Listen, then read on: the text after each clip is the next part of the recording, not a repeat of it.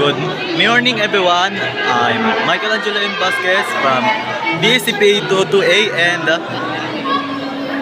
as MC with TPH Productions sa YouTube channel. And ang ganda nitong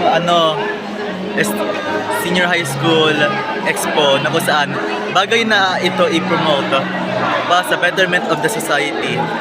And as a proud STIer student is napamangha ako sa mga kakayanan ng mga bawat mga senior high school students dito na they did their best in everything they do, lalo sa kanilang mga pagtinda and how they promote the customers, especially like us, especially colleges.